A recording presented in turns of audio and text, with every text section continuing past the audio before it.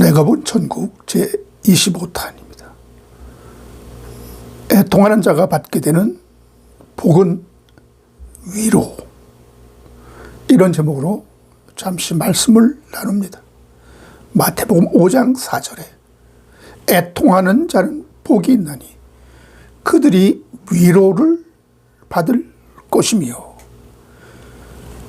여기 위로라고 번역된 이 파라칼레오, 이 원어는 초청하다, 권하다, 격려하다, 간구하다, 이런 뜻이 있습니다. 요한복음 14장의 보혜사가 파라클레토스인데, 이 돕는 자, 변호자, 중보자를 의미하는 파라클레토스가 연상케 되는 겁니다. 그러므로 애통하는 자가 받게 되는 복은 천국으로의 초대이며, 이제 그 나라에서 참된 안식을 누리게 하심으로 위로를 받게 하신다는 그러한 의미가 있는 것입니다.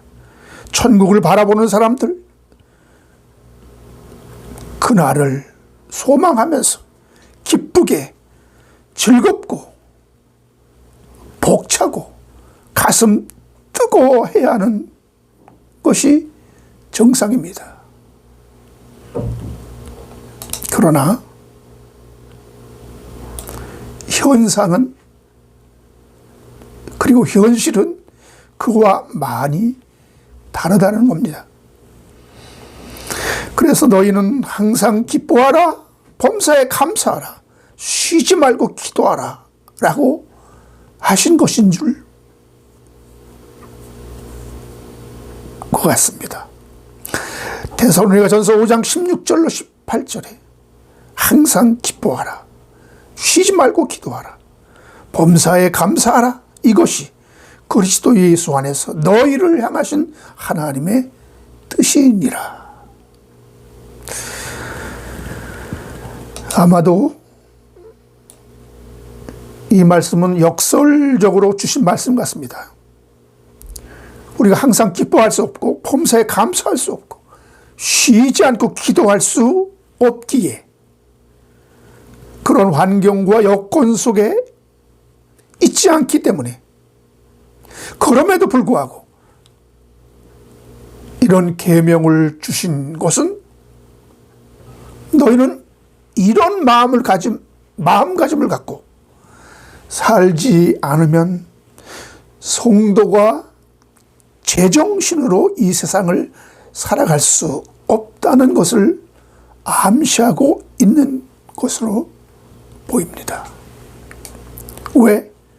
애통하는 자가 복이 있고 고난의 가시밭길을 걸어야 그 나라에 들어갈 수 있다고 성경은 끊임없이 이야기합니까?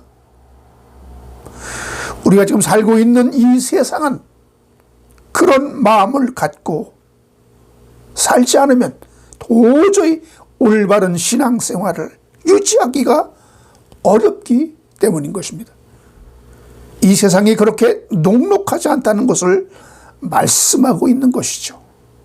그러니까 세상과 성도라는 관계가, 그리고 나의 육신과 나의 영이라는 그 관계가 우리가 애통하지 않으면 안 될 만큼 서로 상호 갈등의 구조로 작용한다는 것을 암시하고 있는 것입니다.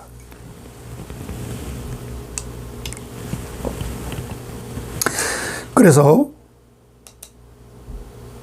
많은 사람들이 이 세상에서 예수 믿고 잘 살아보자, 어떤 하나님의 위로를 바라보자,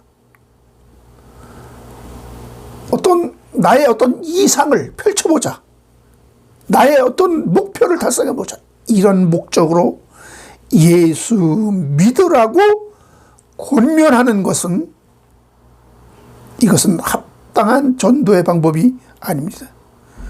오히려 사람들에게 신앙의 첫 걸음을 떼는데 오해를 갖고 출발하게 하는 잘못된 전도 방법이 아닐 수 없습니다.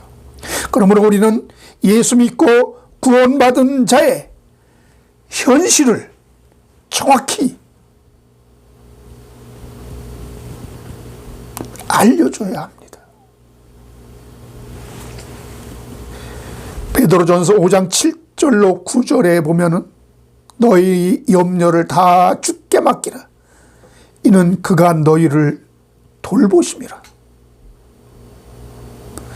근신하라 깨어라 너희 대적마귀가 우는 사자같이 두루다니며 삼킬 자를 찾나니 너희는 믿음을 굳게 하여 그를 대적하라. 이는 세상에 있는 너의 형제들도 동일한 고난을 당하는 줄을 알미라.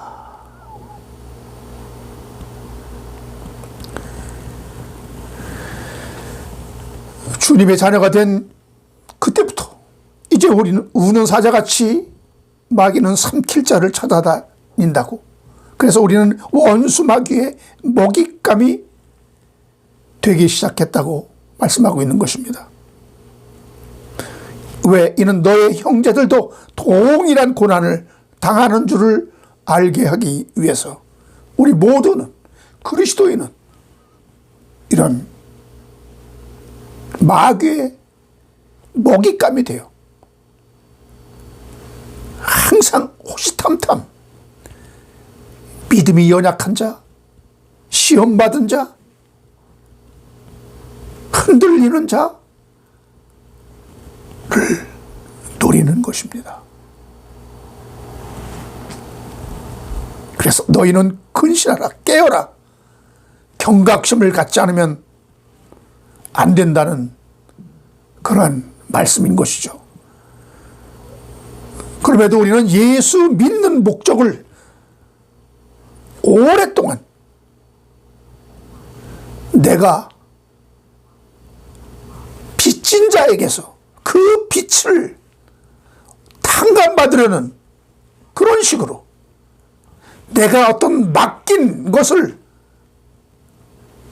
내놓으라는 식으로 신께 내가 필요한 것을 구하고 얻기 위해서 예수 믿는 거라면 그것은 첫 단추가 잘못 끼어진 것입니다.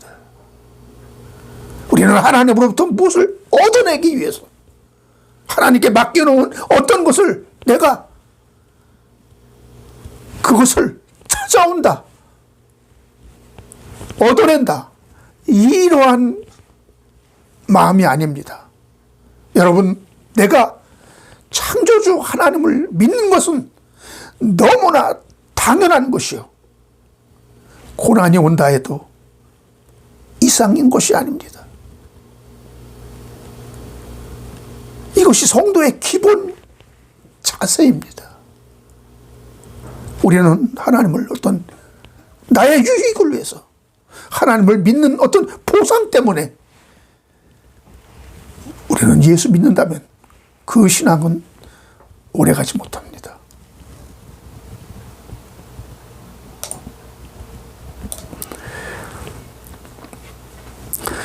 그러면 성도에게 왜 이런 일이 생깁니까? 이것은 우리가 구원받았는데 거추장스러운 옷과 같은 육신을 거기에다가 입혀 놓은 꼴입니다. 이것은 마치 이제 우리가 달리기를 제일 잘하는 자가 되었는데 달리기를 제일 못하는 어린애 하나를 붙여놓은 그 꼴이나 마찬가지입니다. 얼마나 거추장스럽습니까? 얼마나 내가 달리는데 그것이 방해가 되겠습니까? 그러나 저 꼴인 지점까지 서로 떨어지면 탈락입니다. 서로 짐이 되지만 붙잡고 있어야 하는 거예요. 우리 성도의 신앙생활이 마치 이와 같다는 겁니다.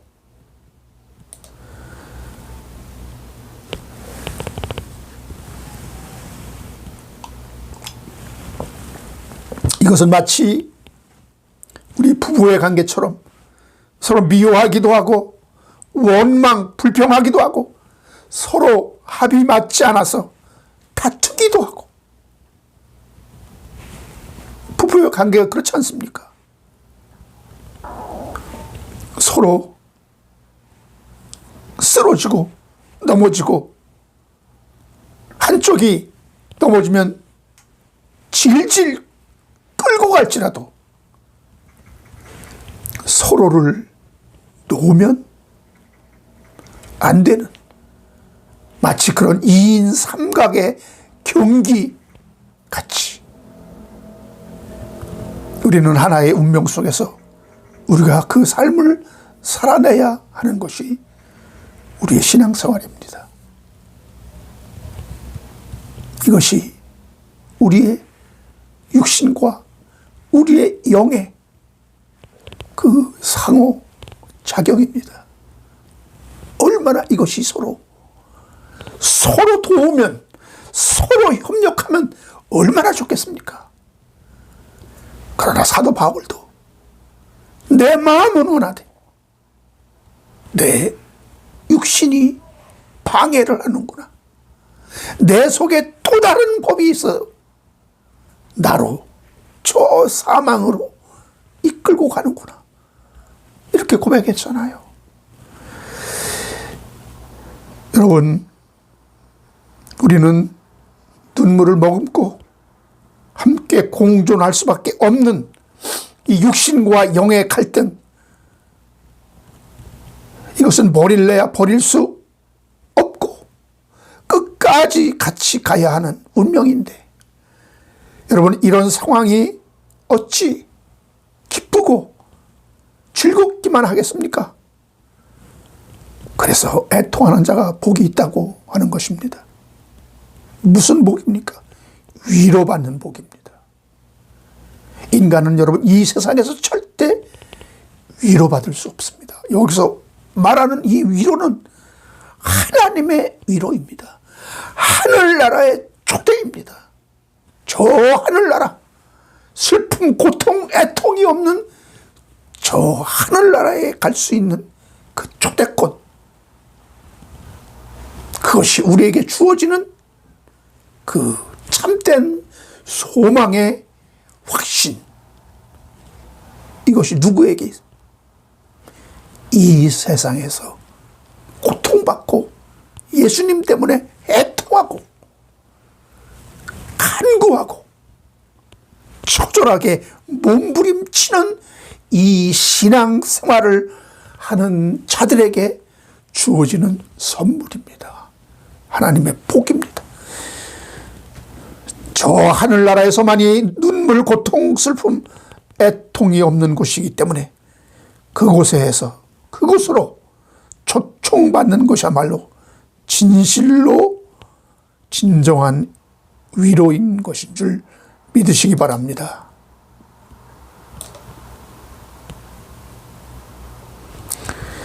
주님은 이렇게 말씀하셨습니다. 요한복음 14장 1절로 3절에 너희는 마음에 근심하지 말라. 하나님을 믿으니 또 나를 믿으라. 내 아버지 집에 거할 곳이 많도다. 그렇지 않으면 너에게 일렀으리라. 내가 너희를 위하여 처소를 예비하러 가노니, 거처를 예비하러 가노니, 가서 너희를 위하여 거처를 예비하면 내가 다시 와서 너희를 내게로 영접하여 나 있는 곳에 너희도 있게 하리라.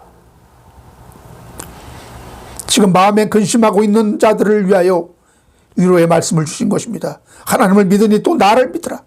왜?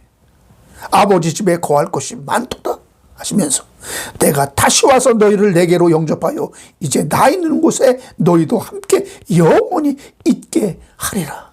그러니 이 세상에서 잠시 잠깐의 고통 받는 것, 우리의 어떤 위로가 되지 않는 소망이 되지 않는, 진정한 우리에게 평강을 줄 수 없는 이 세상이지만 잠시만 참아라. 내가 초소를 예비하면 다시 와서 너희를 내게로 영접하여 영원히 그 하늘나라의 초소에 나와 함께 있게 하리라. 여러분, 이보다 큰 소망이 어디 있습니까? 이보다 큰 위로가 어디 있습니까?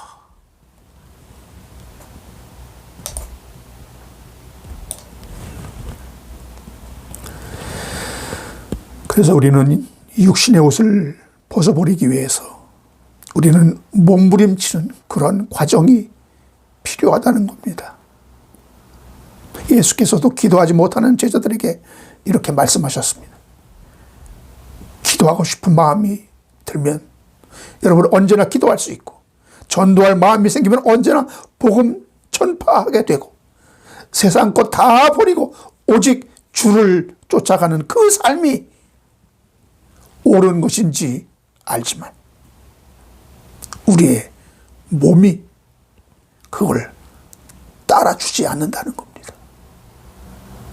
생각으로 알고 마음으로 인정할지라도 이 육이라는 놈이 이걸 따라주지 않는 겁니다. 반대로 나가는 것입니다. 내 편한 대로, 옳은 대로가 아니라 내 육신이 편한 대로 그렇게 눌러 앉아 있기를 원하고, 하나님의 말씀대로 순종하는 거 싫어하고, 하나님의 사명을 감당하여 복음 전도하는 거 이거 싫어하고, 이렇게 우리 육신이 우리를 게을르게 하는 것입니다. 처지게 하는 것입니다. 이것이 문제라는 거예요. 그래서 겟세마네 동산에서 주님이 기도하라고 말씀하신 그 주님이 다시 와서 너희가 아직도 자고 있느냐 그러면서 뭐라고 말씀하십니까? 마태복음 26장 40절로 41절에 제자들에게 오사 그 자는 것을 보시고 베드로에게 말씀하시되 너희가 나와 함께 한 시간도 이렇게 깨어있을 수 없더냐? 시험에 들지 않게 깨어 기도하라. 마음에는 원이로되 육신이 약하도다 하시고, 너희가 마음은 원하지만 생각을 하고 있지만 육신이 말을 안 듣는구나. 육신이 피곤하구나. 그래서 기도해야 된다는 그 정당성보다도 지금 내 육신이 너무 피곤하고 지쳐서 졸음을 이겨낼 힘이 없구나. 그 육신을 당해낼 재간이 없구나. 주님이 이렇게 말씀하시는 겁니다. 우리 육신이 얼마나 강하다는 것을 아셨기 때문에 주님은 이렇게 말씀하셨던 것입니다.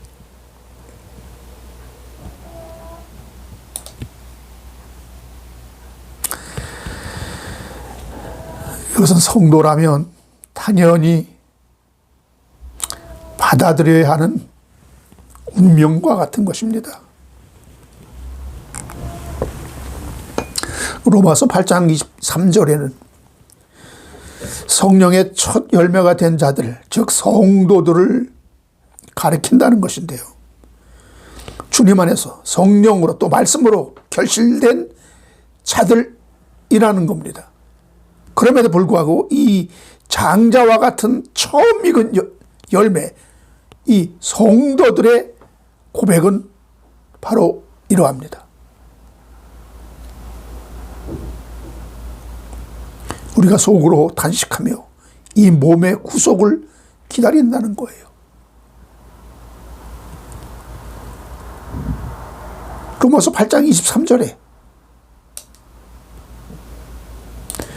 그뿐 아니라 또한 우리 곧 성령의 처음 익은 열매를 받은 우리까지도 속으로 탄식하며 양자 될 것, 곧 우리 몸의 속량을 구속을 기다리느니라. 여러분, 성령의 처음 익은 열매가 되었음에도 왜 하나님은 성도로 하여금 탄식하게 하시는가 이 말입니다. 여기 후반절에 보면 우리 몸의 속량, 즉 구속을 기다린다고 그랬습니다. 아직도 우리 몸은 구속받지 않는 상태가 같다는 거예요. 내 마음은 온이로되 내 영은 얼마든지 하나님의 뜻대로 살아야 한다는 것을 인지하고 그렇게 해야 된다는 것을 알지만 이 몸은 그렇지 않다는 겁니다. 여러분, 이 몸을 입고 있는 한 이 세상을 살아가는 동안 탄식은 그치지 않는다는 겁니다. 육체와 영의 갈등은 그치지 않는다는 것입니다. 여러분, 그러면 이게 언제나 이게 멈춥니까? 이것이 멈추기 전까지 우리는 진정한 그리스도 안에서의 참 평강, 참된 위로, 참된 안식은 있을 수가 없습니다. 잠시 잠깐의 위로는 있을 수 있어요. 잠시 잠깐의 평강은 있을 수 있습니다. 그러나 그것이 지속되지 않습니다. 이 명제는 진실로 오랫동안 제가 묵상하면서 기도했던 말씀이기 때문에 오랜 저의 의문점이었죠. 자, 성령의 첫 열매가 되었음에도 그 몸의 구속을 기다리며 탄식해야 하는 성도의 신세는 구원의 아이러니가 아닐 수 없습니다. 아니, 이미 성령의 첫 열매 그리고 부활의 첫 열매로 구원이 완성된 자들이 아직도 죄된 그 몸에 얽매여 탄식해야 한다는 이 말씀인데 이것이 여러분 이해가 되십니까? 이것이 잘 이해가 안 돼서 구원파가 됐습니다. 이것이 잘 이해가 안 돼서 이단으로 나가는 것입니다. 이것은 우리가 육신을 입고 있는 그 상태에서만 하나님께 시험받을 수 있고 연단을 받게 하셔서 하나님의 사랑을 이 몸을 가지고 체휼하게 하시는 그 기회로 삼으신다는 것입니다. 이 몸이 없으면 우리는 시련도 받을 수 없어요. 연단도 받을 수 없어요.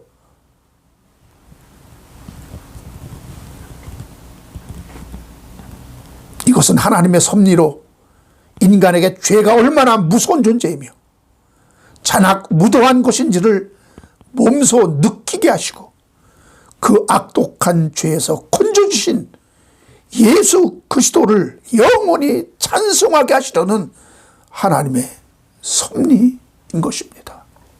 그러므로 우리가 이 몸이 있을 때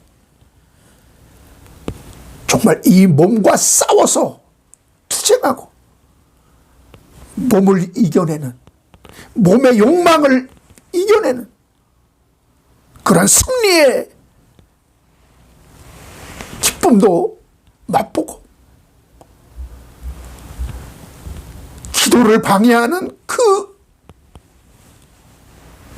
편안함을 갈망하는 그 몸의 욕구를 이기면서 기도해보기도 하고, 이 몸이 있을 때만 몸과 육의 그 갈등과 대립으로 인해서 우리는 내가 옳은 것을 선택했다. 나는 하나님을 사랑한다. 나는 하나님을 의지하고 하나님을 믿는다. 라는 이러한 것이 내 힘으로는 안 되죠. 그러니까 기도해서 하나님의 도움으로 성령의 능력으로 이런 이김을 맛보면서 아, 이것이 성도의 신앙생활이구나. 아, 하나님이 왜 우리에게 이 연약한 육신을 주었나. 이것을 깨닫고 하나님께 더 영광과 찬송을 돌릴 수가 있는 것입니다. 여러분, 이렇게 구원받은 후에도 성도는 이미 구원을 받았지만, 구원이 완성됐지만 아직 실존적으로 우리 육체, 연약한 육체가 함께 붙어 있는 그 관계로 인해서 실존적으로 구원이 내 몸의 현실이 된 것이 아닙니다. 그래서 우리는 그 긴장 관계 속에서 우리는 하나님을 더욱 의지하게 하고, 이 기도하지 않으면, 그리고 하나님의 말씀대로 살지 않으면 이 죄의 공포가 얼마나 무서운 것인지, 두려운 것인지, 그 죄로부터의 해방감을 맛보게 하나님이 하시기 위해서 예비하신 것이라는 거죠.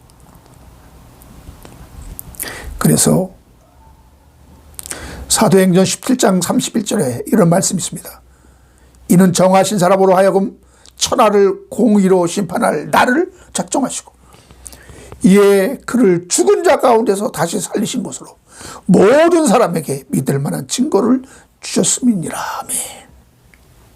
이 약속의 실제적인 성취는 그 어느 날 하나님이 정하신 그 마지막 심판의 날, 그날 우리는 예수 그리스도, 만왕의 왕 예수 그리스도를 실제적으로 만나게 될 것입니다. 대면하게 될 것입니다. 그래서 이것을 예수의 가시적 재림이라고 하는 것입니다.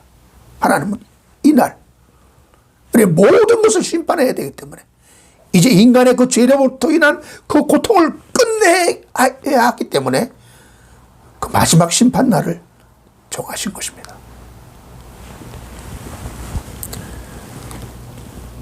이렇게 한번 심판하지 않으면 모든 것이 끝이 나지 않기 때문에 모든 것을 끝내기 위해서 심판의 날을 정하셨다. 그것이 주의 날, 마지막 심판의 날, 예수의 재림의 날, 이렇게 성경은 이야기하고 있습니다.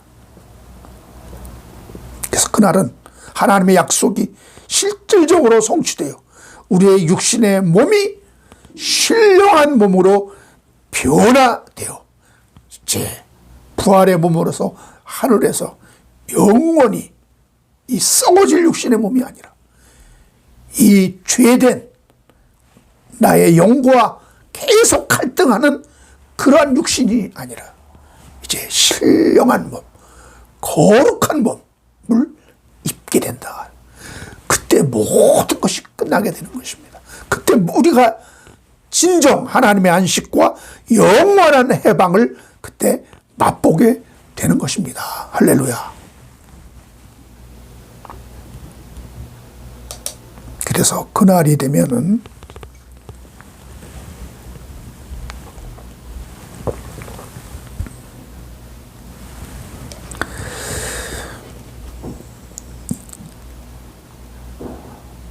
모든 자들이죠. 구원받은 자들이 애통하는 일이 있게 된다고 했습니다.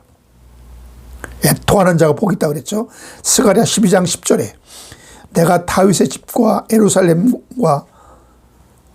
예루살렘 주민들에게 은총과 간구하는 심령을 부어주리니 그들이 그 찌른 바 그를 바라보고 그를 위하여 애통하기를 독자를 위하여 애통하듯 하며 그를 위하여 통곡하기를 장자를 위하여 통곡하듯 하리로다. 마지막 심판의 날에 하나님이 은총과 간구하는 심령을 부어 주리니 그들이 그 찌른 자를 바라보고 그를 위하여 애통한다고 했습니다. 그러므로 그들이 독자를 위하여 애통하듯이 통곡하게 될 것입니다. 진정으로 내가 예수 그리스도를 부인했다, 내가 예수 그리스도를 죽였다 라는 자복하는, 회개하는, 진정으로 회개하는 자들이 통곡하며 나의 죄를 용서해 달라고 자복하는 그런 애통의 날이 하나님의 은총으로 인해서 있게 될 것입니다. 여러분 모두 이런 은총이 임하기를 간절히 기도드립니다. 애통하는 자는 그래서 복이 있는 것입니다. 할렐루야. 기도하겠습니다. 애통하는 자는 복이 있다고 하셨습니다. 주님의 위로가 있습니다. 저 하늘나라에서 다시는 눈물, 고통, 슬픔이 없는 영원한 하늘나라의 복으로 우리에게 허락하신 그 하나님의 복된 초대, 하나님이 준비한 그 초소로서의 초대에 응하는 우리 모두가 되게 하옵소서.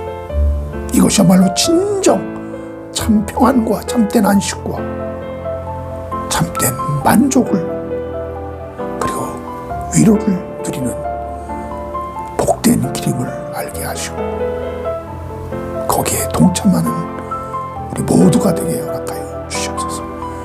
예수님의 이름으로 기도드립니다.